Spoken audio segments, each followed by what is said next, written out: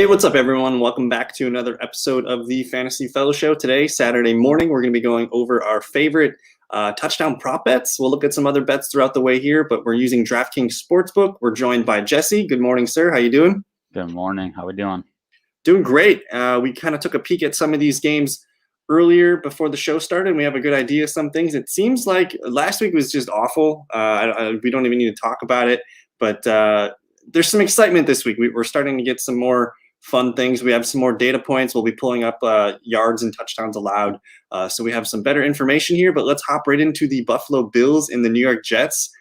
Let me hit the touchdown score tab here, and I'll just let you see what's sticking out to you, Jesse. You got Diggs at minus 105, but and Moss was cleared for concussion protocols today. Are there any names, any games here that stuck out for your touchdown prop?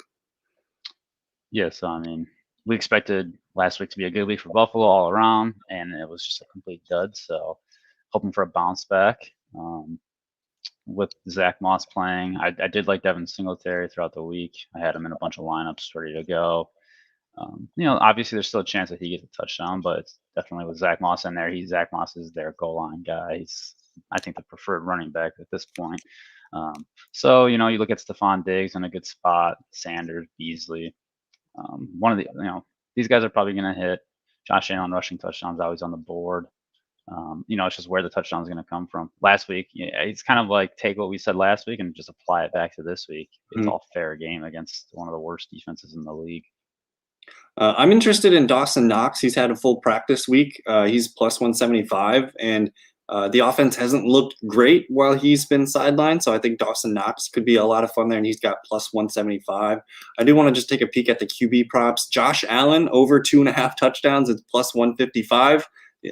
I took him to get over this number last week against the Jaguars, but perhaps against the Jets that could be fun. But the way to get points on the New York Jets is they are very vulnerable against running backs. They've allowed the most running back points for PPR purposes. So how do you split Zach Moss and Devin Singletary up? Sure, Devin Singletary, if we take Zach Moss, it's going to be that Singletary 35-yard carry for the house. It's hard to project which one. So I think Zach Moss does make the most sense. But if we had to pick our favorite Buffalo Bill to score a touchdown, which one? I guess we like them all, right? Legit, any of these top 7 guys could score a touchdown. It's not going to surprise us, so it's hard to pick just one. But if you had to pick one, who do you like? Yeah, I mean, 16 touchdowns on the ground to running backs. Josh Allen is their number 1 running back, so Josh Allen plus 100. Josh Allen rushing touchdown. I like it. Yeah, I just think that's And when they get inside the 5-yard line, who's going to score on the ground? And the most likely is Josh Allen. And, with Moss dinged up, maybe Singletary gets a little more action this week, but it's hard to say. You got to kind of read the tea leaves a little bit on that one. I got a weird tingly vibe for Emmanuel Sanders just this week. If you're feeling risky, I know it doesn't seem to make a lot of sense, but that's kind of seems like what Sanders does is anytime you discount him or dismiss him, that's when he'll kind of show up. And he hasn't really.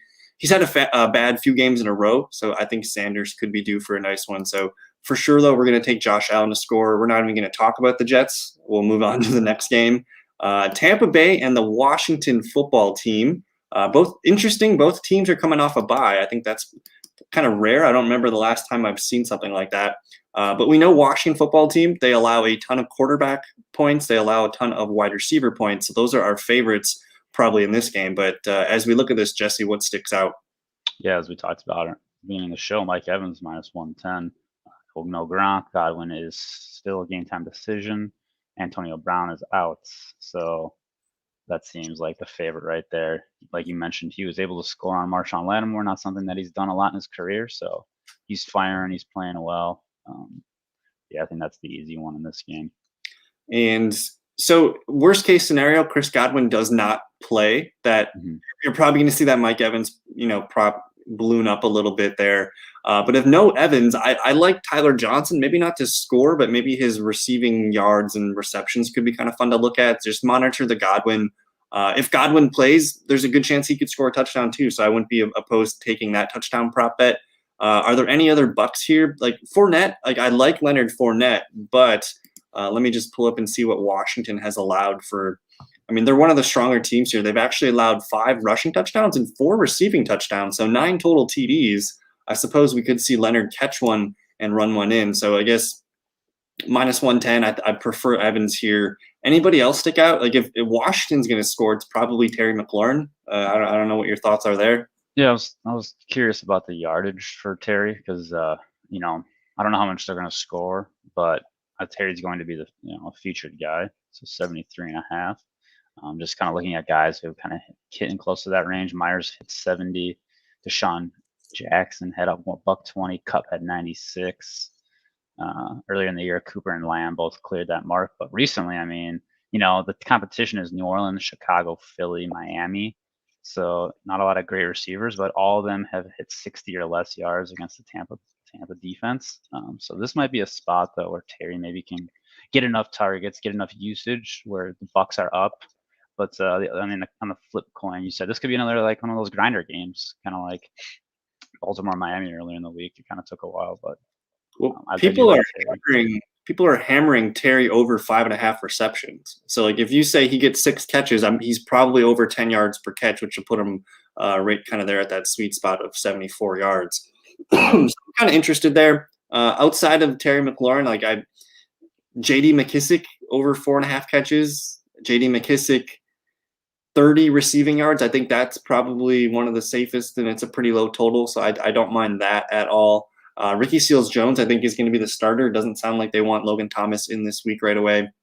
But I don't know. Like, any other final thought? Like, should we look at the QB props real quick? They got Tom Brady here over 3 touchdowns, basically, to win this. I don't know if I trust it. Yeah, there's just not, this is another game where like it kind of feels like it might be a slugfest. If it's a game that Tampa Bay just runs away with, then that's where the Terry props start hitting, the Ricky Seals, the J.D. McKissick yardage. Just don't feel good about the touchdowns out of Washington, so it's really hard to like have confidence in anyone scoring. Antonio Gibson, just like they're not using him. Is he banged up? Is he not banged up? Like, do they like Patterson? Like, what's the deal there? So they don't have Tyler Johnson numbers up yet. So they're clearly waiting on Godwin to be in or out. So watch for that. This should be, I think it's going to be more of a slow-paced kind of rock fight type game. We'll see if Washington wants to keep Tom Brady and the offense off the field. So we'll see how it goes. And again, I like the wrinkle that both teams are coming off of a bye, so we should see their best stuff this week. But let's move to a more exciting game, the Falcons and the Cowboys. We talked before the show that probably going to be a nice bounce back for Dallas. They are at home in this one. And the Falcons defense, if I remember correctly, let me see, one of the worst in the league here. They're giving up the 6th most total points. They're generous to QBs, running backs. For some reason, they limit wide receivers and tight ends a little bit, but we should be liking Zeke, Dak. What do you like for scoring touchdowns here? Zeke at minus 165, and then everybody else is kind of fair play here. Yeah, Zeke 165 last week. He was in another smash spot, and he looked like he got dinged up, so wasn't really playing. Haven't really heard much as far as like injuries from him this week, so I think he's okay. And he should be in a good spot. 165 if you want to kind of maybe call that the free money bet. It would be a safe play. And then the rest of these receivers, it's like pick your poison. Is Michael Gallup going to get cleared in time? Dalton Schultz without like Jarwin's, always an intriguing spot, but Falcons pretty good against the tight end this year. It's in one of those games where people are going to score touchdowns, but like, where's the confidence in who's going to get those touchdowns? Well, they got Dak at 2.5. It's going to be, I don't know if I see him getting 3 because we like Zeke quite a bit here. 2 probably feels a little bit right. People are hitting that under 2.5. So I don't know if I like that. But people are hitting the over on Matt Ryan. So if you say Matt Ryan's going to throw 2 touchdowns, we're probably looking at Kyle Pitts for one, who I can see Kyle Pitts having a good game in Dallas Stadium. Russell Gage, I don't know if I view him as a touchdown scorer, but it's Pitts or Patterson. Do you have any thoughts here on who catches Atlanta touchdowns? Yeah, I like both of them actually, and this is a more concentrated offense. This is where we like to like find those good positive touchdown bets in a game that's implied for 55 points. I think there's going to be some touchdowns thrown. Matt Ryan's playing good football. People are afraid of Pitts because Diggs is going to be on him, but if you strip away Diggs' interceptions, he's actually been one of the worst cornerbacks in the league. So while interceptions are flashy, it doesn't make for a good defensive back. The thing is he's going for the ints because he's taking the risky play. He's Yeah. trying to cut the corners. He's trying to read the routes. And when he's wrong, guess what? You're giving up a 60-yard Kyle Pitts touchdown. Tim Patrick last week, Yeah, exactly. So I like Kyle Pitts a lot, plus 150. I think that's actually a really nice line. Cordero at plus 115. I mean, he can do it from the ground or through the air. So that's always playing very good football. Mike Davis is essentially just a dusty rock at this point. Just real quick, looking at the rushing receiving props. Zeke at 75.5. People are liking that, though, for minus 120. I don't really care about the rushing yards for the other players. But for receiving yards, Kyle Pitts at 68.5. I mean, I don't know how tight the Cowboys are against the tight end, but again, Pitts really isn't a tight end, but the Cowboys are generous to the tight ends. They're one of the worst teams there. And then against the wide receivers here, they are pretty fruitful against as well. So Pitts 69, I could see that being a good one. I'd probably just rather take the touchdown though if I'm going to bet. Any thoughts on these rushing receiving totals? Yeah, for all intended purposes, Pitts is their wide receiver one right now, right? I mean, Gage is definitely not a one. Olamide Zacchaeus was the red zone guy last week, getting 2 touchdowns. So I think if you're trying to bet on him scoring again, probably not a great. 24.5 yards is kind of interesting, just in the fact that he's he's on the field enough. So it's a pretty low number. But yeah, I think I might be calling this my Kyle Pitts week. Having a big one, getting the end zone.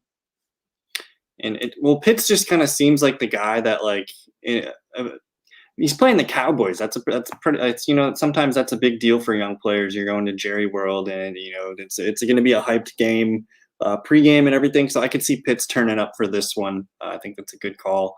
But let's move on to the Saints and the Titans. We kind of talked before this one. There's really not too many bets that we feel good about in this game. If you have to take one, I like the Mark Ingram plus 100 rushing touchdown. If they get close, he's the one guy that I feel good about. And then on the Titans side, I probably can't put money down on Adrian Peterson. The Saints are pretty stout against the run. But A.J. Brown, I think you could probably put a prop bet on A.J. Brown touchdown every week. By the end of the season, you'll probably have come out positive. But what do you think here for the Titans and the Saints? Yeah, I mean, last 3 games, the Saints have given up 6 touchdowns to receivers. Julio Jones playing or not playing might kind of swing into this a little bit. But is Julio a touchdown guy? Has he really been doing much? I mean, if anything, it takes a little bit of coverage away from A.J. Brown. And A.J. Brown's – just watch the man play football. He's good at football. Marshawn Lattimore, he's a good cornerback, but he definitely he just will stutter throughout the season. And this is definitely a good spot for A.J. Brown. But other than that, it's not a pretty game. I mean, look at the Saints. Outside of Mark Ingram, you're looking at plus 240 as the next guy. It's Trevor Siemian. You just can't trust much on that end of the ball. There's no Kamara. So where are they going to how are they going to move the chains on a regular basis? So the Titans just so happen to be the second worst against the wide receiver. Essentially, they're tied with the football team. But if there's going to be a big play or two in the game from the passing game, I like Deontay Harris. He's actually been one of the better receivers for Trevor Siemian the last few weeks. Harris has seen 15 targets in the last 2 games, 7 and 8. And he's actually been a guy that probably should be added in redraft leagues, whether it's a wide receiver on your bench or if you're needing to plug someone in and just see what happens. But he's actually been pretty fruitful so far this year. So I like Deontay Harris as a deep sleeper, probably more of a guy that you want to play. Maybe, I don't know what he is on DraftKings for a lineup here, but Deontay, I don't know if you've looked into Deontay Harris's numbers, but I've been taking a peek at him, and he seems to be the receiver that Siemian likes the most to move the chains. But this game feels tough. I like Ingram. I like A.J. Brown. Otherwise, I'm probably going to stay away from this one. Let's go bounce it to – well, I'll let you kind of lead off on this one. This is the Colts and the Jags. What sucks is, I mean, Jonathan Taylor's odds are not fun for betting. Do you just take the free money? What does a $20 bet on a minus 175? You win almost 50% here, a little more than 50%. Do you just take that money? What do you do with Jonathan Taylor and the Colts? Yeah, kind of what we've been trying to do these last couple of weeks is take the Jonathan Taylor, take the Zeke touchdown, put them together. That could hit. that might get you close to plus 100. So Mhm. then double your money on that little two-man. You should feel good about it. I mean, last week was just a weird week, in general for some of these running backs. We saw Dalvin Cook fail like 4 rushes in a row to get in from a 1. So, but I think in general that kind of play is smart. JT's he's going to score, right? Zeke has got a very good chance. There's a couple other running backs we like too, but as far as this game goes, you got the white hot Michael Pittman, who's just scored 2 last week. He's been kind of just playing very well. In general, T.Y. Hilton's back, as you mentioned before we started the show, though. So like, what does that mean for Wentz? What does Wentz, does he try and get T.Y. involved? I mean, as far as like red zone plays go, I think Pittman's still the guy though. So if they're not rushing the ball, I think Pittman's going to get the first look. Yeah, there's that Wentz over. People are pounding that. So you're thinking 2 touchdowns. Who's going to catch those? You get Pittman in there, Pascal, Hilton. Maybe Mo Alley gets his 20-yard shot. Mm-hmm. But yeah, I mean, JT is the free money. Pittman's probably my next favorite from the Colts side. And then from there, Is it responsible for us to advise any Jaguar touchdowns? So the stat that I like is the Colts have allowed the most passing touchdowns. If there's going to be anything, it's going to be Trevor Lawrence throwing maybe 2 touchdowns. And actually, his over-under is right at that sweet spot of 1.5 plus 125. If I'm going to bet on anything, that's probably the one. And then that's probably the week where Trevor Lawrence gets a rushing touchdown or 2 or something stupid. So if I'm looking at a Jaguar touchdown prop bet, that's probably the one. I don't know if I can. It's so hard to pick guys outside of James Robinson. Like who do you throw your money at? Marvin Jones, LaVisca, Jamal Agnew, Dan Arnold is kind of fun. I think if you want to bet Jaguars, you're probably better off looking at the individual stat props of yards and receptions. Dan Arnold 43.5. That one feels really good. Anything stick out for you here? Yeah, Dan Arnold has been the man. He's been the leading receiver for the last few. If you go back 4 weeks, he's leading them in yards. So if you're saying the Colts bet against quarterbacks, Trevor Lawrence hasn't been playing well, but he has been finding Dan Arnold, and he's been enjoying the target of Dan Arnold. So not a terrible. I mean, 43.5. It's a lot. It's a big ask. Pittman at 63.5. Yeah, that feels pretty good. I mean, you have to think that there's going to be one receiver that's going to crest 70 yards in this game, right? And they don't have any TY numbers up there. They do have Pascal numbers up, but I like Michael Pittman. But any final thoughts on this game, or should we bounce over to the Steelers and the Lions? Yeah, I mean, it's hard to bet Jags. And the Colts are probably going to score in bunches. So you got JT, Pittman, and maybe like a wild Hines touchdown is going to come in there. We can move on. Steelers hosting the Detroit Lions. We'll kind of be quick about this one. I think so. The free money bet that we've been kind of touting the last few weeks. Okay, so if you want to pair a JT touchdown, a Najee Harris touchdown, that increases your odds significantly. Those are probably 2 of the safest names that we could project for a rushing touchdown this week. So Najee's going to score. Like there's no way around it. He's going to score. And if the Steelers throw a touchdown, there's only 2 guys, I guess, not named Najee that I like, Deontay and Pat Freiermuth here. If you had to choose one, Jesse, are you doing Pat or Deontay? Yeah, I mean, Pat's been a TD guy. I mean, Big Ben has a history of finding a guy that he likes in the red zone, locking onto that guy. Pat has gotten just touchdowns in bunches, and you can also get this bet boosted on draft. If you use DraftKings from plus 150 to plus 170, so that puts you in like James Washington territory. So if you're like saying you can get a Pat touchdown at James Washington odds, that feels pretty good. Okay, so I like Pat plus 170. Just hit the odds boost and then go to NFL. That's where you can find the Pat touchdown. I don't even want to recommend or talk about any Lions touchdowns. If you're taking the guy, it's Swift or Hawkinson. Roll the dice, gamble if you must. But passing touchdowns, who cares? Roethlisberger, Jared Goff, we're not going to be looking at that. Maybe the receiving and the rushing props are interesting. Najee Harris going over 93.5. If that was like 73 or 83.5, I'm interested. But yeah, and the Steelers really haven't shown us that they're going to get a lot of output. They're going to give a lot of volume to him, but they're not going to give us numbers. Reception yards, Deontay 74.5. That's kind of fun. Pat 36.5. Najee's pretty high at 27.5. People like it a little bit. Interesting. I just want to look real quick at Najee. 125.5 for Najee. How many? I mean, you're basically saying if he's hitting 125 that he's getting over 30 touches. Because if you look at his stats, he's not averaging a ton of yards per carry. But you're saying he's going to get the rock 30, 35 times in a game that they probably win 30 to 40. So, I mean, for him to rush for 93 yards, he's got to run the ball 25 times. I mean, yeah, the yards per carry is bad. The O-line is not great, but he finds ways to swiggle for 3-4 yards, and he just gets enough volume. So you're saying high volume game, Najee just hits numbers. I did see it. I don't know how often they're going to throw this game, but I did see Deontay 6.5 was plus 110. So you're saying 7 catches in a game without Claypool, without Juju. I don't hate that. It's I don't think it's not the most safe bet you can take, but at plus odds, it's something that I might stab like a half unit on. I just want to see how much Deontay has gone over this number. So 7 receptions. He got 9, 9, 9, 3 games. He's had 9.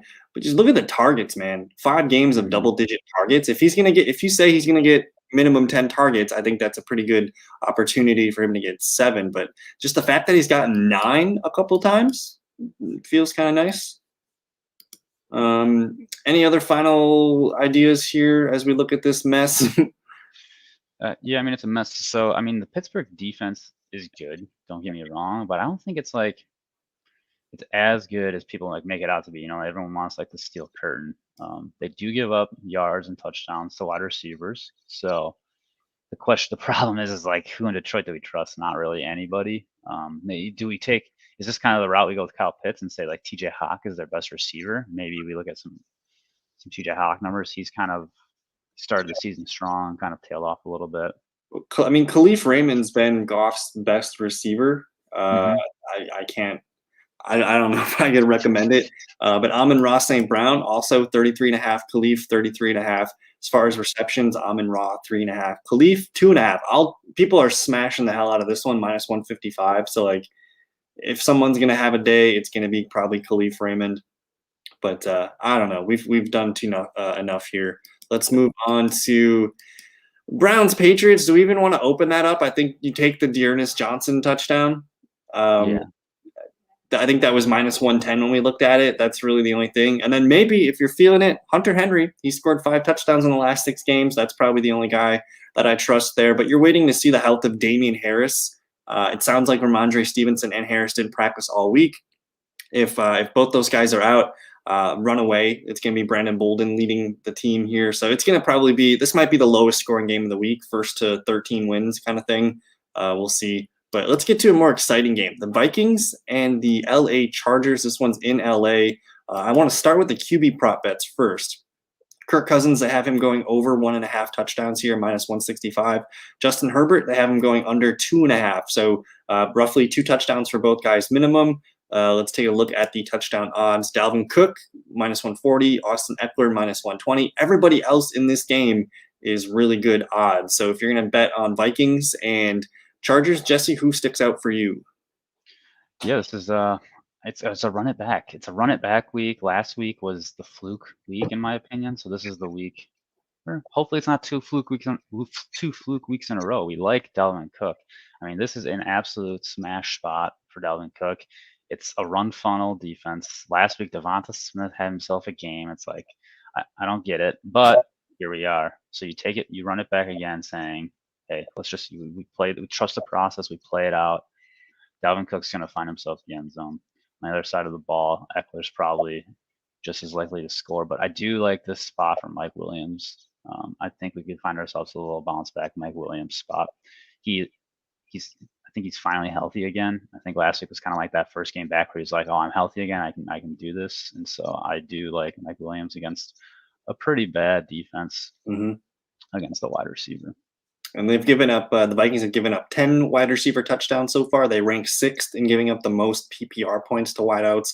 And then up here, the Chargers giving up the 5th most running back points here. They've allowed 12 touchdowns. So if you're interested in that parlay idea, you take Najee to score, you take Dalvin to score, Ezekiel Elliott and Jonathan Taylor. You make some parlays with those names. Hmm. That's where betting can be really stupid and kind of fish in a barrel easy. So that's fun. I do like the Mike Williams. Keenan Allen. We didn't really talk about Keenan Allen, but he was dinged up with a knee injury. They said that he's going to play, but I hate it when a player is going into a game and you're kind of nervous about his, especially a knee for a wide receiver of Keenan Allen's ability. So I do like Mike Williams. Maybe it's a Mike Williams target haul game. If you're going to bet on so we talked about Javonta Smith off the air having his way against this Chargers secondary. Right. Jefferson, is he the guy here? He had the big play against the Ravens last week for the touchdown. Justin Jefferson plus 125. There was also rumblings that they need to get him more involved in more targets. So I think it could be a Justin Jefferson type game as well as a Dalvin Cook game. Any thoughts on that? Yeah, I mean, the Chargers have allowed 4 receiving touchdowns. Hunter Renfrow, Rashard Higgins. Who else? I mean, last week we had Devonta Smith, and it's just like Nico Hardman. So, I mean, I guess that is a little bit of that. That's the Jefferson mold. I mean, I guess both these receivers kind of fit that style, that stylistic play. Yeah, and we're talking about a game where Vikings are projected for 25 points. Where they're going to come from? One of these guys is going to hit. It's probably going to be Jefferson. Keep an eye on Tyler Conklin. If we look at the tight end numbers allowed here, the Chargers have given up 5 touchdowns to tight ends. And they give up the 5th most PPR points to the tight end position. And Conklin has he's been playing pretty well the last few weeks. So if you want a dark horse plus 225 here, Justin Herbert, man, he's been rushing for TDs so far in his career. He's plus 330 if you're feeling super risky. But I have a feeling the chances of a defensive touchdown in this game, Jesse, are if they feel good, something weird will happen. One of these defenses. That's how the over hits right there. And here's the thing: you can take both. You take the Chargers to score, and you take the Vikings to score. One of them hits, you're covered. You're going to make money on both those bets. So that's just kind of fun. But anyways, let's take a peek at the rushing and the receiving totals. Dalvin Cook, would you rather look at his combined over-under, or do you like 91.5? Yeah, 91.5 is probably like a pretty good line. It's like, is he going to hit the 100-yard day? I mean, I think it's a good chance for the 100-yard day, so I don't hate it. Why am I looking at Donald Parham Jr. 11.5 here and thinking that's pretty fun? I mean, yeah, he's getting a couple targets every game, so I mean, they use him. I mean, I think there's going to come a point where he kind of like just keeps creeping. I mean, you can see the snaps versus Jared Cook. He's eventually going to take over. Next year, like during the summer, he's going to be everyone's favorite breakout tight end. Is he not? Yeah. Oh, absolutely. So we're looking. I just got a Twitter bomb from Schefter. Robert Woods tore his ACL at practice on Friday.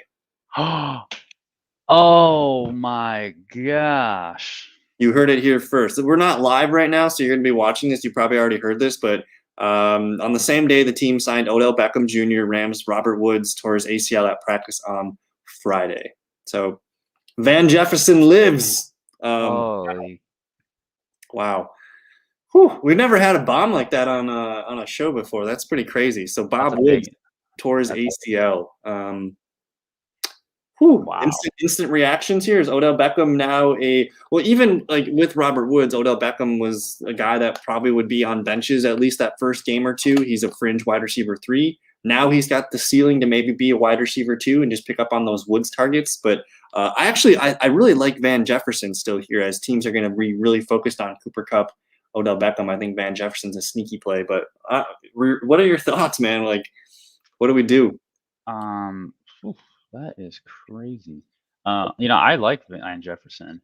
He's kind of a guy who they thought was going to be kind of a yak guy, but he's got, or just like a deep ball. I mean, he's got it all. He's got the whole package. When you like really break his film down, he's a really good route runner. I don't remember the team, but there was a wide receiver coach who, it was like a pregame, and he was looking at Van Jefferson, and he went up and asked him some things because he was kind of, the way he was running routes was like he was doing things that he hadn't seen, and so Van Jefferson kind of does his own thing, and he's kind of doing things the untraditional outside the box, and it's working. So I'm really curious to see how he develops as a receiver down the road. I think this opens the door for him a lot. And Odell Beckham, from that perspective, it's how's he going to mesh with Stafford? How's he going to like come into this team? Is he going to come in and want to embrace the Ram style of football, or is he going to be I'm not getting enough looks get me out of here. How's his attitude going to be? So, Man. Van Jefferson Monday night's going to be a smash. Yeah, that's going to be an easy play. But back to the touchdown bets here. We're going about 30 minutes. Do you still have another 5-10 minutes, Jesse? Yeah, I got 5-10 minutes here. All right. So real quick, Cardinals, James Conner, minus 135. Add him to that parlay list of running backs that are probably going to score for sure. I think this might be the last opportunity to get Christian McCaffrey at plus 125. It's going to be fun to see what this offense looks like with Cam Newton in the future. But I think PJ Walker can get them to at least the red zone at least 2 times in this game. If they get close, McCaffrey's going to be the guy there. So if you're going to bet on anybody in this game, Conner, McCaffrey plus 125. What are your thoughts here? Yeah, those are 2 safe ones. I mean, Murray, Hopkins, game time decisions again. So it's like, it's a wait and see. Well, last minute Kyler Murray rushing touchdown. Christian Kirk is kind of an interesting guy. He's, especially if Hopkins doesn't play, 225 is kind of long enough odds where I like it. DJ Moore, started so hot this year, but has just cooled off. And with PJ Walker, who's got a career 44% completion rate, hard to trust him throwing touchdowns unless it's going to be quick dump offs. I think McCaffrey's the safe bet. Connor's the safe bet in this one.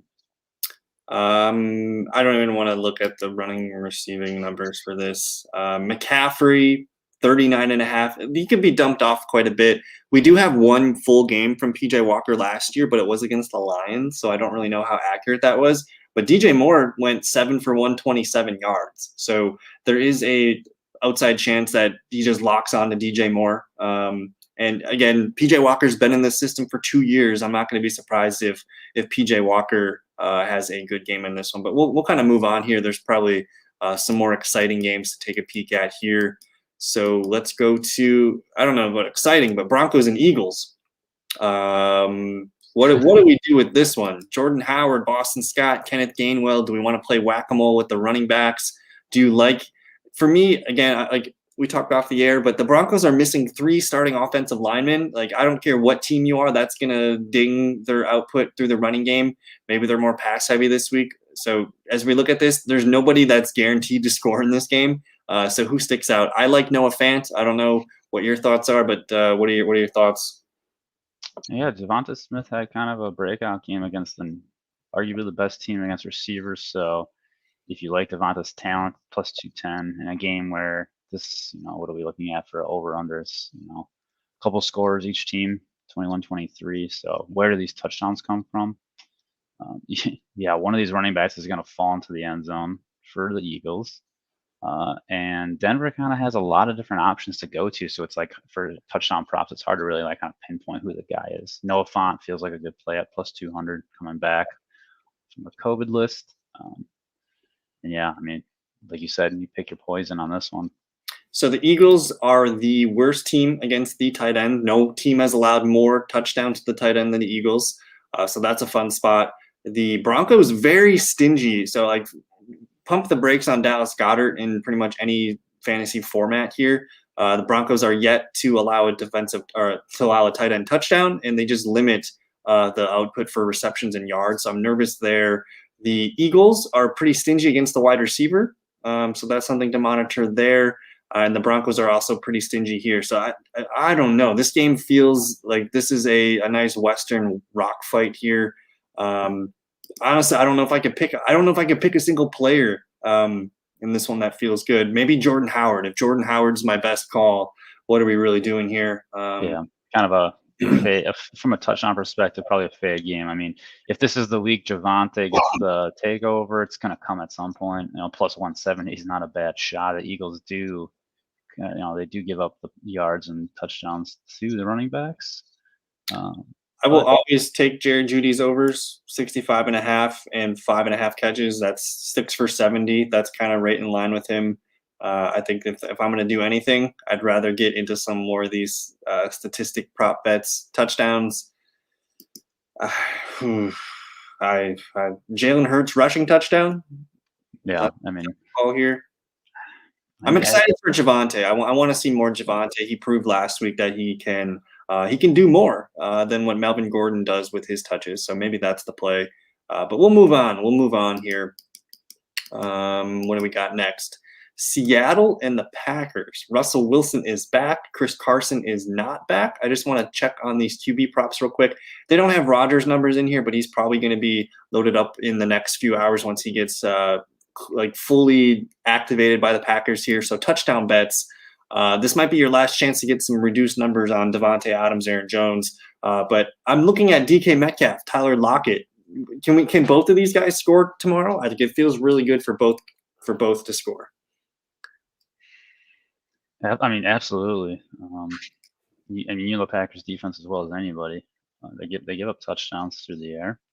I mean, this game is going to be like it's got like a shootout, spicy shootout potential, doesn't it? With Rodgers coming back, I mean, I think he's going to be ready to kind of, he's got that lot on his shoulders right now. I think he's ready to kind of let one loose. Russell Wilson's back. He's going to be fired up. Well, what's Russell Wilson's prop at? 1.5. 1.5. He's going over. He's probably hitting 3 touchdowns tomorrow. So I think it's wise for us to recommend DK, Lockett. If you want a super sleeper, this is one of Russell Wilson's favorite players. His name is Freddy Swain. Super deep money, but anytime that I pop into a Russell Wilson press conference, he's like, Freddy Swain, man. Freddy Swain's gonna do it. It's weird. Like the few times that I popped into one on Twitter, Freddy Swain is in his mouth. So I like the 450 there if you want something super deep. But let's look at the Packers. Like Aaron Jones is probably it's been a while since he scored a touchdown, if I remember. So he feels good. I guess the Arizona game.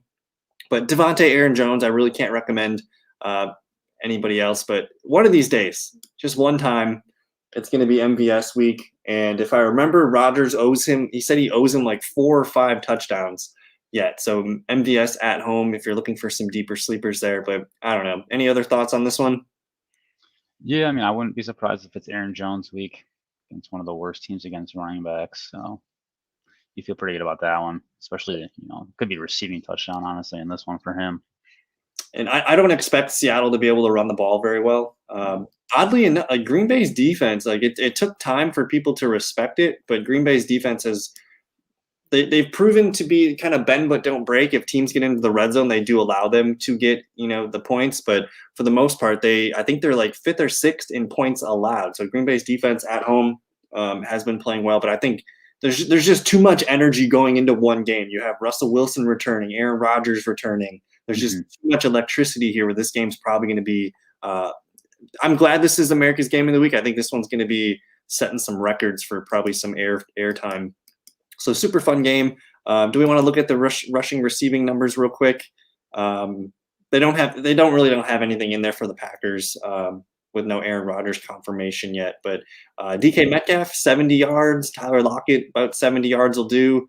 I don't know. I roll with the touchdown bets, I think. And then if I have you, let's go with Chiefs Raiders just real quick. You know the names, you know the games. Tyreek Hill -120, Travis Kelce -105. Any other Chiefs you're considering? It's probably Darren Waller +165. What the hell? I was just about to say it's tight end. It's Sunday Night Football tight end fiesta.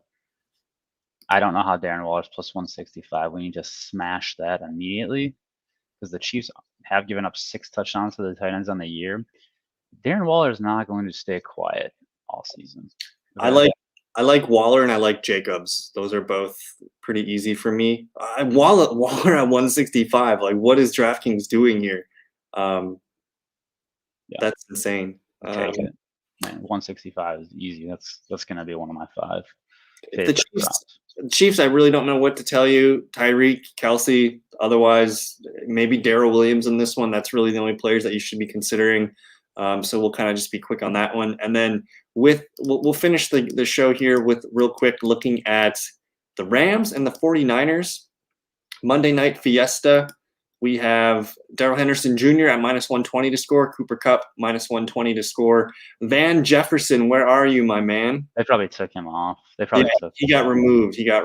So took Woods off. Yeah, we really can't, give you guys too much information here on the Rams. But Elijah Mitchell, Deebo Samuel, George Kittle, Brandon Ayuk is back. Kittle's not really a touchdown guy. +180. I don't know if I can bank on him getting 2 in a row, but Brandon Ayuk, is he back? Like, are we back with Ayuk now? Yeah, I think it's one of those things where just as the season goes on, he's getting more and more and more, which is what, it's good for the 49ers offense as a whole if they can get him going. Really helps the passing attack. Jimmy G's, he's been competent, but it's going to be Trey Lance sooner than later, especially as the schedule softens up. But yeah, Ayuk's coming back, so plus 260 on that one. If you do like to take a little bit of a gamble on those deeper odds, I think that's a pretty good one looking at the rest of the odds for the week. I didn't even hear a word you just said because I just remembered you traded for Christian McCaffrey and sent Robert Woods yesterday, and I was just like, oh my god. I didn't want to say it. Oh man, interesting. Okay, well, congrats on that. But I don't know, man. I'm excited. It's week 10 already. Like, what the hell happened? We have fantasy playoffs in 5 weeks. Yeah, man, it's fun. It's put up or shut up time now. If your team ain't doing it now, you need to shake things up. Add players off the waiver wires. Get your final push in. And if you don't have a good team, hang out and do some prop bets. But man, I'm just excited for tomorrow. Any final thoughts before we sign out of here today?